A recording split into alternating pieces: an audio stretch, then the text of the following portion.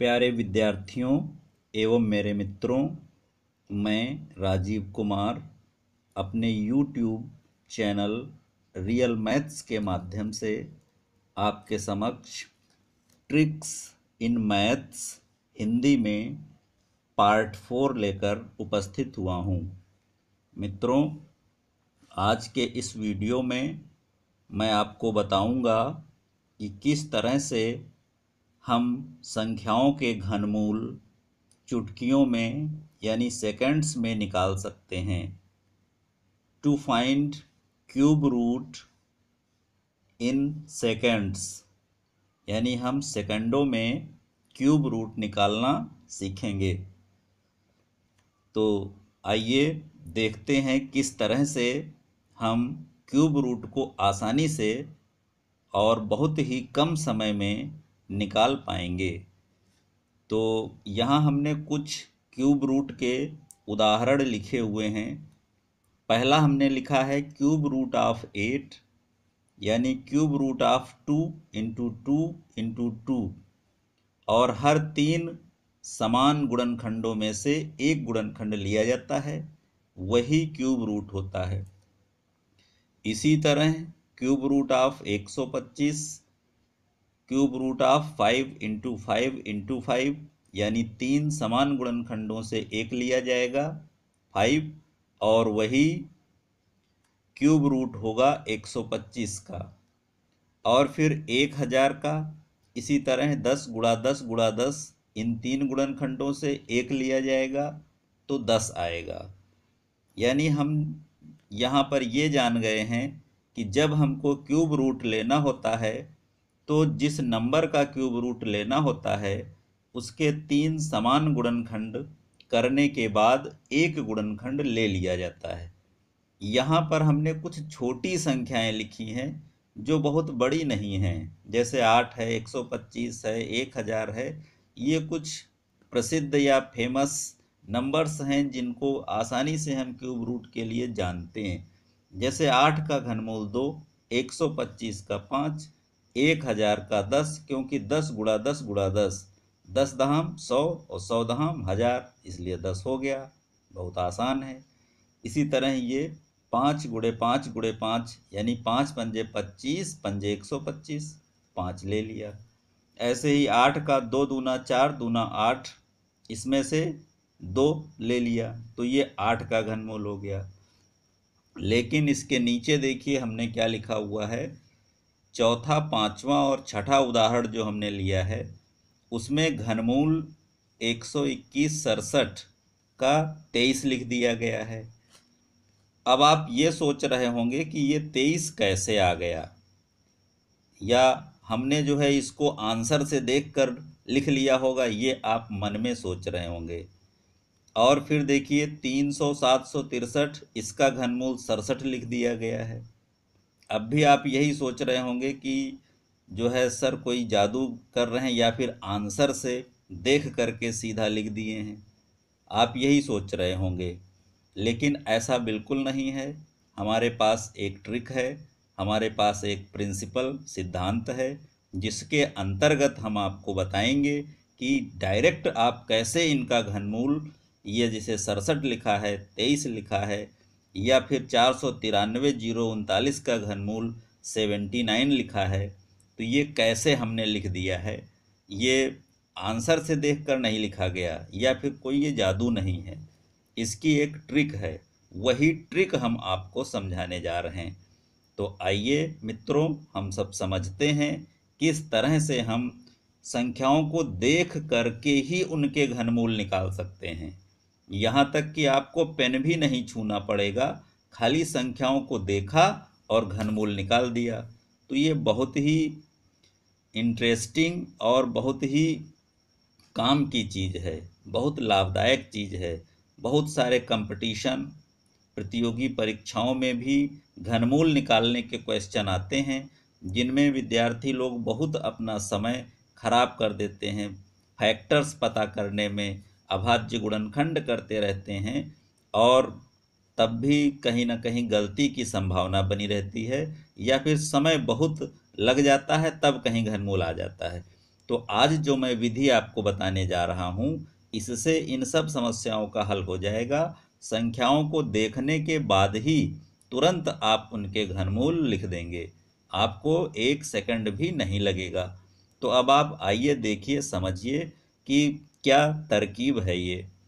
तो देखिए, 1 से 10 तक सभी संख्याओं के घन हमने यहाँ पर लिखे हुए हैं। ये आप थोड़ा देख लीजिए कैसे हैं।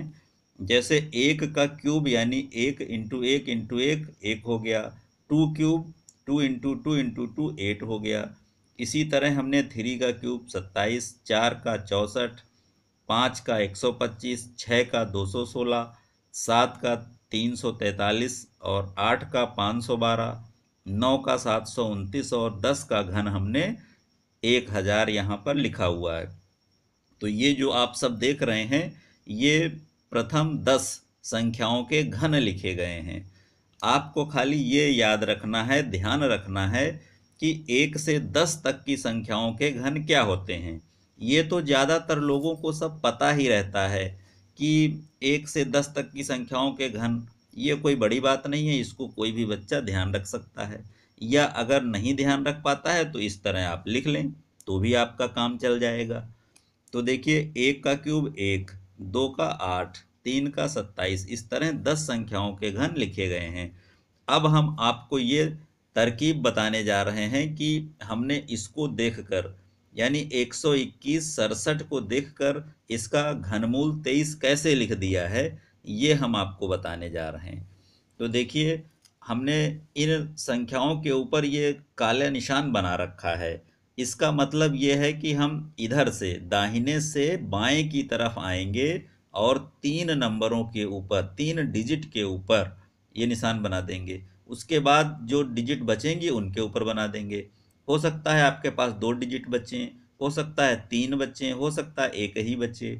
तो इस तरह से जो बचेंगी उन पर बना देंगे। अगर नहीं भी बचेंगी तो खाली इतने से ही हमारा काम चल जाएगा। तो अब आप ये देखिए, जो हमने इन नंबरों के ऊपर यानी इन 3 अंकों के ऊपर जो हमने ये निशान बनाया है, इसमें सबसे आखिरी में क्या लिखा है? सबसे आखिरी में लिखा है 7, यानी इकाई का अंक है 7।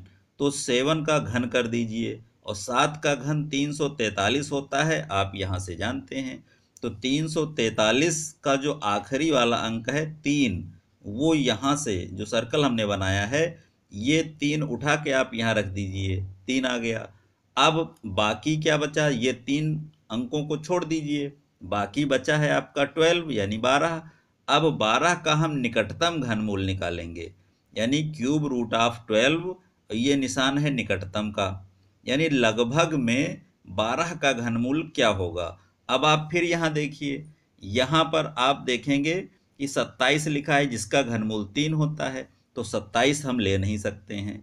अब 27 से और ऊपर बढ़ते हैं, 8, 8 का घनमूल होता है 2, यानी 12 के मामले में हम 27 नहीं ले सकते हैं। 27 का घनमूल जो निकटतम होगा वो 12 के नहीं होगा, लेकिन 8 का घनमूल जो निकटतम होगा वो 2 हो सकता है, और ये 12 का निकटतम घनमूल माना जा सकता है।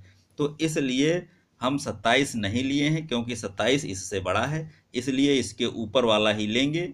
ऊपर वाले का घनमूल है 2, इसलिए हमने 2 लिख दिया, और यही वाला 2 उठा के हमने यहाँ लिख दिया। तो इस तरह से देखिए 23 आ गया। यानी हमें क्या करना था कि आखिरी वाले अंक को उसका क्यूब करना था, और जो लास्ट में डिजिट आए इकाई का अंक यहाँ लिख देना था, और बाकी 3 अंकों को छोड़ करके जो बचेंगे उनका निकटतम घनमूल। जैसे 12 का निकटतम घनमूल 2 हो सकता है, क्योंकि यहाँ देखिए 12 का घनमूल 2 हो सकता है, लेकिन 12 का 3 तो हो नहीं सकता है, क्योंकि ये 27 है, 27 तो 12 से बड़ा है, इसलिए इसके ऊपर वाला ही हमको लेना है, यानी 2 लेना है। तो हम अब अगला एग्जाम्पल लेते हैं, अगला उदाहरण लेकर के चलते हैं। इसमें क्या है देखिए, आखिरी में इसमें 3 है, तो हमने 3 का क्यूब किया, और 3 का क्यूब यानी 27, तो 7 उठा के रख दिया। अब ये 3 डिजिट छोड़ दीजिए, बाकी बचे 300, इनका निकटतम घनमूल। इनका निकटतम घनमूल कैसे देखेंगे? तो ये 300 को हम देखते हैं, 300 को आप पकड़िए और यहाँ आ जाइए। तो अब देखिए, नीचे से जब हम उठ रहे हैं तो 300 हमको कहाँ मिल रहा है? 343, ठीक है, और इसके ऊपर है 512, तो हम 512 भी नहीं लेंगे, 343 भी नहीं लेंगे, क्योंकि 343 इससे ज़्यादा है। तो हम इसके नीचे आ जाते हैं, यानी 216, यानी 6। तो इसका निकटतम घनमूल 6 होगा। ज़्यादा हमको नहीं लेना है इससे, 300 से हमको ज़्यादा नहीं लेना है। कम हो जाए, 300 हो जाए तो ठीक है। 343 ले नहीं सकते हैं तो इससे नीचे आएंगे, यानी इससे ऊपर आएंगे 216, और 216 का 6 घनमूल ले लेंगे। यही 6 हमने यहाँ लिख दिया है। तो बहुत ही आसानी से संख्याओं को देखकर हम लिख रहे हैं। जैसे आखिरी में जो पड़े उसका आप क्यूब कर दीजिए और आखिरी का अंक उठा के यहाँ लिख दीजिए, बाकी जो बचे उसका निकटतम घनमूल का अंक लिख दीजिए, बस आ गया घनमूल। तो बहुत आसान तरकीब है ये। चलिए एक बार फिर से आपको हम छठे एग्जाम्पल में समझा देते हैं। यहाँ 493,039 है। अब इसमें देखिए लास्ट में ये इसके 3 डिजिट हैं, ये लास्ट के 3 डिजिट हैं और ये लास्ट के 3 डिजिट हैं। तो आखिरी में देखिए इसमें 9 है, तो 9 का क्यूब किया 729, और ये वाला 9 उठा के यहाँ रख दिया।